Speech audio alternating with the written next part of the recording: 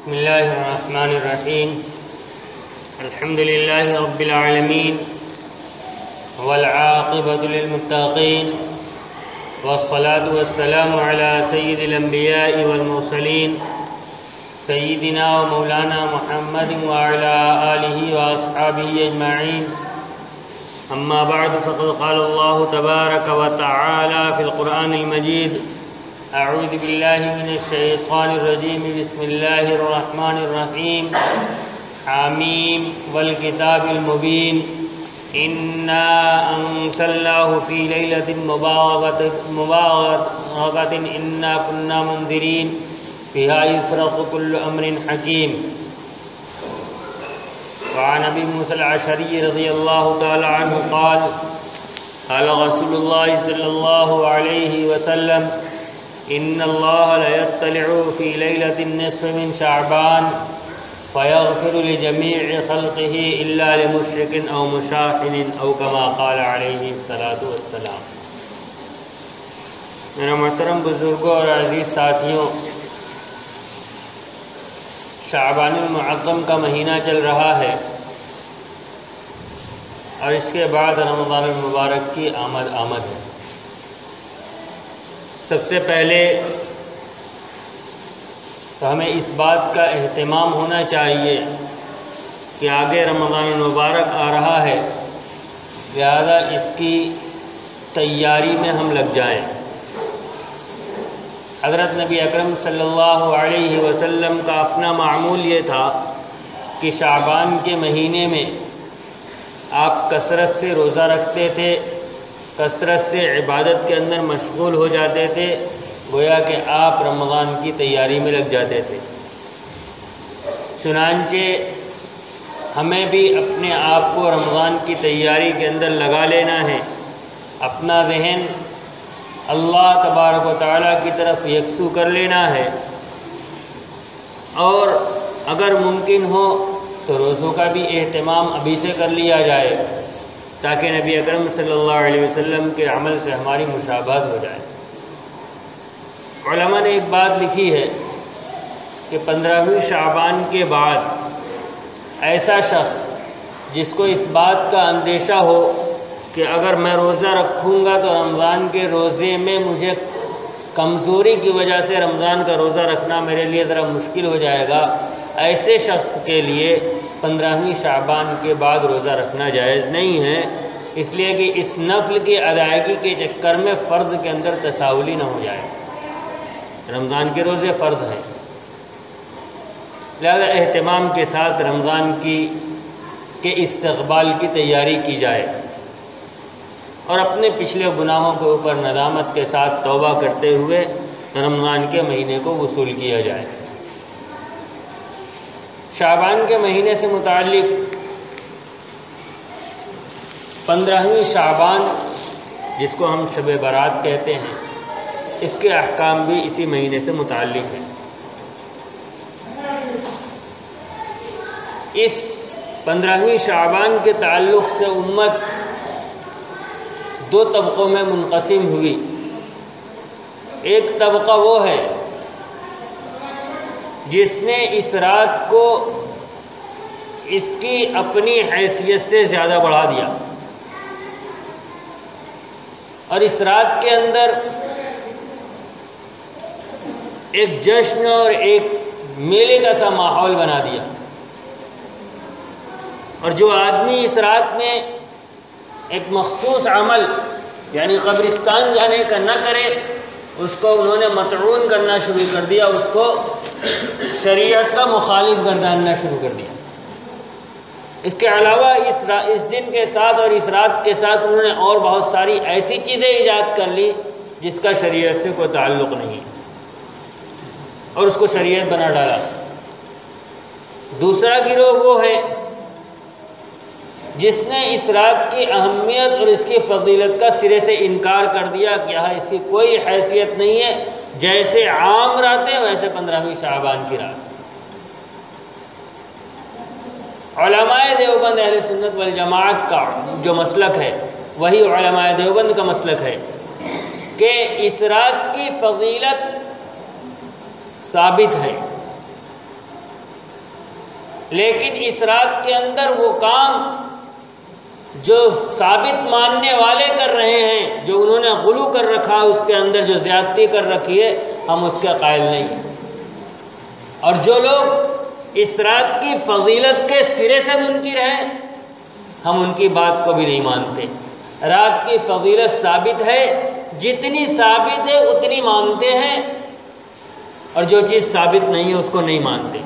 جو چیز شریعت کے اندر ثابت ہے اس کا انکار نہیں کرتے، جو چیز ثابت نہیں اس کو شریعت نہیں مانتے۔ یہ علماء دیوبند احناف کا مسلک ہے۔ اس رات کے سلسلے میں جو روایتیں ہیں، ایک روایت جو میں نے تلاوت کی اس کے اندر حضرت ابو موسیٰ اشعری رضی اللہ تعالی عنہ ارشاد فرماتے ہیں کہ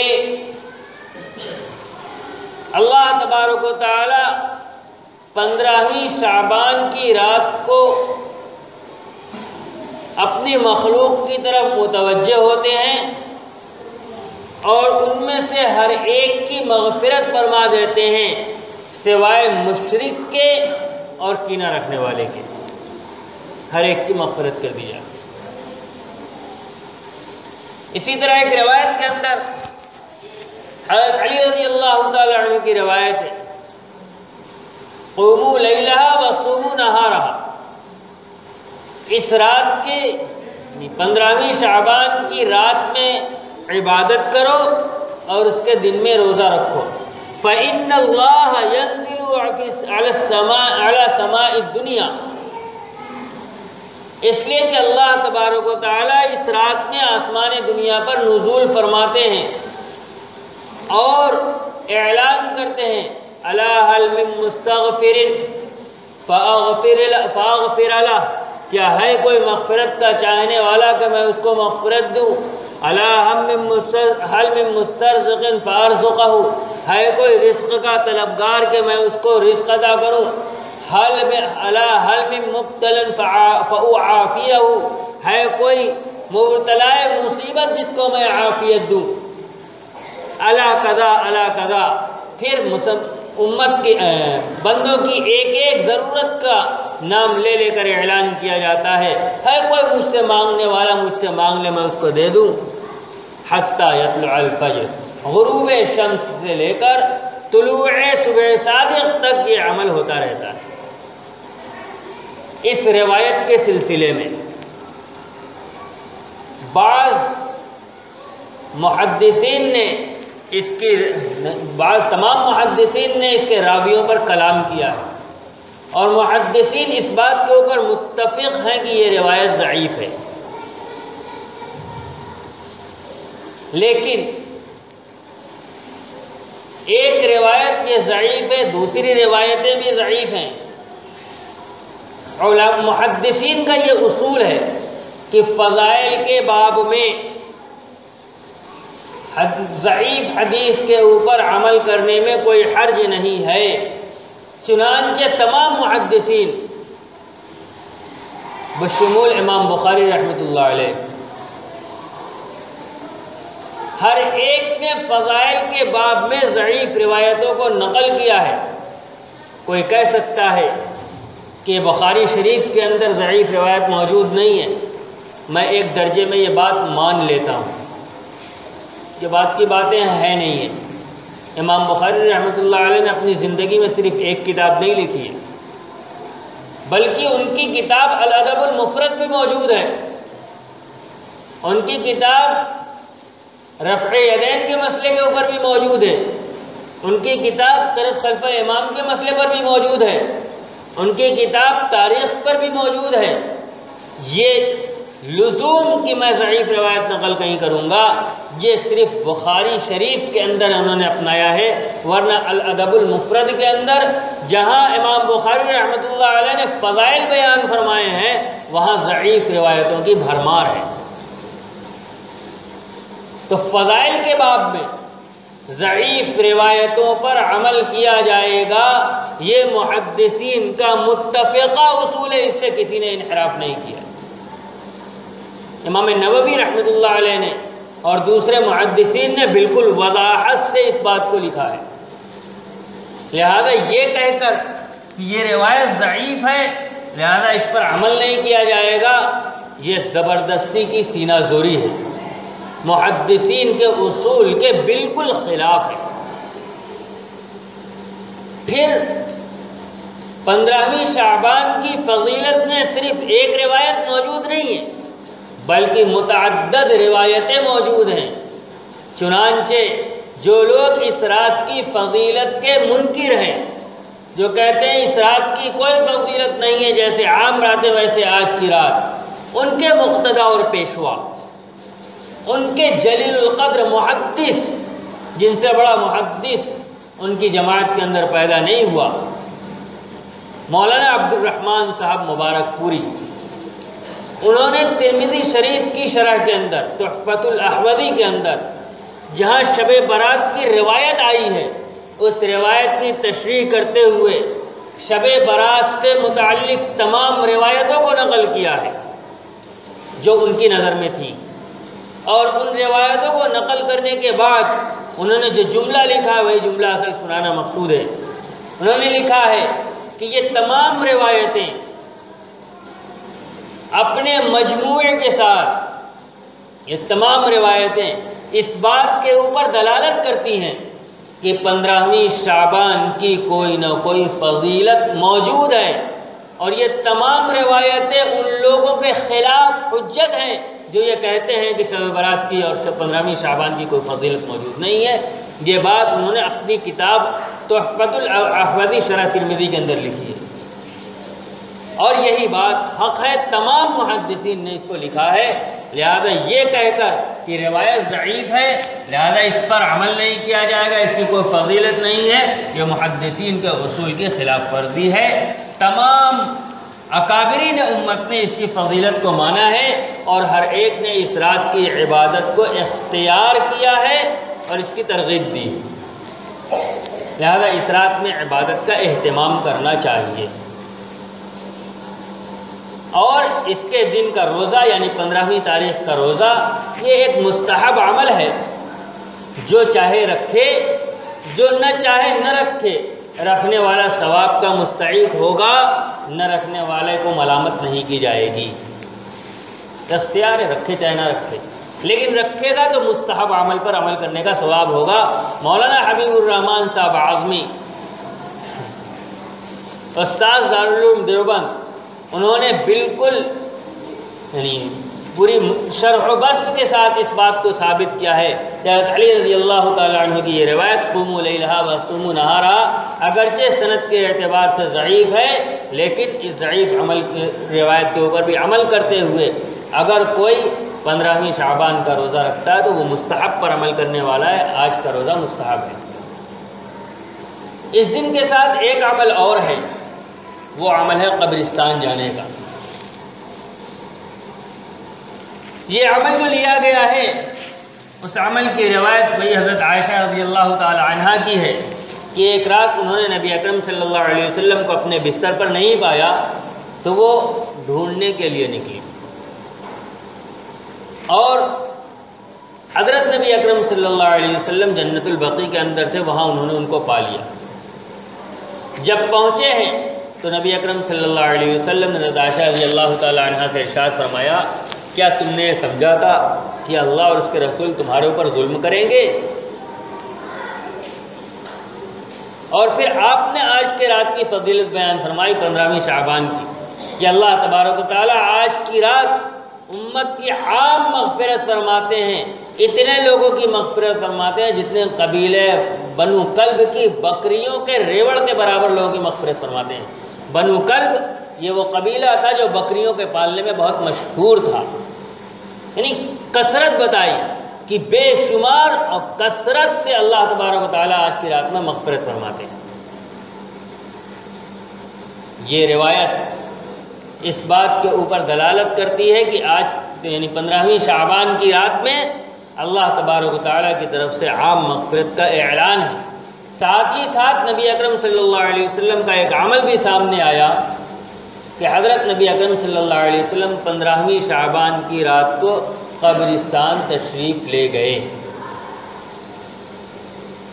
اعتراض کرنے والوں کی زبان کسی نے روکی نہیں، اعتراض کرنے والوں نے یہاں تک اعتراض کر دیا کہ یہ روایت سمجھ میں نہیں آتی، کیوں؟ ذرا بتاؤ، آدھی رات کو ایک اکیلی عورت قبرستان جا سکتی ہے؟ ہو سکتا ہے ہمارے زمانے کی عورتیں ہوں بزدل، لیکن امہات المؤمنین کے اوپر بزدلی کا الزام لگانے سے پہلے زبان نہیں تھم گئی۔ یہ روایت موجود ہے، اس سے صرف اتنا ثابت ہوتا ہے نبی اکرم صلی اللہ علیہ وسلم نے نبی اکرم صلی اللہ علیہ وسلم قبرستان تشریف لے گئے، لہذا اگر کوئی شخص 15ویں شعبان کی رات کو قبرستان جاتا ہے اس نیت سے کہ نبی اکرم صلی اللہ علیہ وسلم تشریف لے گئے، تو اس کو قبرستان جانے سے روکا نہیں جائے گا۔ زندگی میں ایک مرتبہ یہ عمل ثابت ہے، لہذا جانے والوں کو روکا نہیں جائے گا۔ اور اگر کوئی شخص قبرستان جانے سے اس وجہ سے رکتا ہے کہ ایک مرتبہ نبی اکرم صلی اللہ علیہ وسلم کا جانا ثابت ہے، دوسرے سالوں میں ثابت نہیں ہے، لہذا کبھی جاؤں گا کبھی نہیں جاؤں گا، اور دونوں مرتبہ اس کی نیت یہ ہوگی کہ میں نبی اکرم صلی اللہ علیہ وسلم کی سنت پہ اور آپ کے طریقے پہ عمل کر رہا ہوں، حکم والی سنت کی بات نہیں کر رہا ہوں، طریقے پہ عمل کر رہا ہوں، کبھی جاؤں گا کبھی نہیں جاؤں گا، تو اس شخص کو ملامت نہیں کیا جائے گا۔ جانے والے کو روکا نہیں جائے گا، نہ جانے والے کو ملامت نہیں کی جائے گی کہ تم قبرستان کیوں نہیں گئے۔ ہاں، عمل کرنے والے کی نیت درست ہونی چاہیے کہ جب جائے تو اس نیت سے جائے کہ نبی اکرم صلی اللہ علیہ وسلم گئے تھے لہذا میں جا رہا ہوں، جب نہ جائے تو اس وقت یہ نیت ہو کہ چونکہ نبی اکرم صلی اللہ علیہ وسلم بعض سالوں میں نہیں گئے تھے لہذا میں نہیں جا رہا ہوں۔ اس نیت سے جانا بھی عبادت بن جائے گا، نبی اکرم صلی اللہ علیہ وسلم کے طریقے کی اتباع ہو جائے گی، اور نہ جانا بھی نبی اکرم صلی اللہ علیہ وسلم کے طریقے کی اتباع ہو جائے گی۔ 15ویں شعبان کے ساتھ اور جتنے کام کیے جا رہے ہیں، اچھا ہاں، یہ جانا کیسے ہوگا؟ جیسے نبی اکرم صلی اللہ علیہ وسلم گئے تھے، آپ صلی اللہ علیہ وسلم آدھی رات کو تنہائی کے اندر گئے تھے، لہذا ہمارا عمل سنت کے مطابق تب ہوگا جب ہم تنہائی کے اندر قبرستان جا کر اپنی موت، اپنی قبر، اپنی آخرت یاد کریں گے۔ میلہ لگا کر جانے کا نام سنت کی اتباع نہیں۔ لہذا ایسے وقت میں جبکہ ایک ایسا مجمع چل رہا ہوتا ہے جس کے اندر خود چلنا مشکل ہو جاتا ہے، ایسے وقت میں قبرستان جانے سے یہ مقصد حاصل نہیں ہوگا۔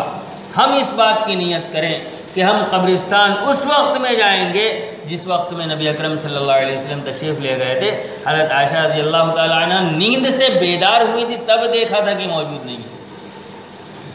لہذا اخیر شب کے اندر تنہائی کے اندر قبرستان جایا جائے، نبی اکرم صلی اللہ علیہ وسلم کے طریقے کی اتباع کی نیت سے جایا جائے، اور کبھی کبھی اس کو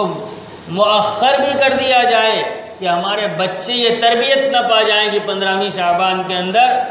قبرستان جانا ضروری ہے، یہ مزاج بن جاتا ہے، لہذا کبھی جائے اور کبھی اس کے اندر تخلف کر دے تاکہ نبی اکرم صلی اللہ علیہ وسلم کے دونوں طریقوں کے اوپر عمل ہو جائے۔ اللہ تبارک و تعالی ہمیں توفیق عطا فرمائے۔ وآخر دعوانا ان الحمدللہ رب العالمین۔ جمعہ کے بعد انشاءاللہ درس قرآن ہوگا۔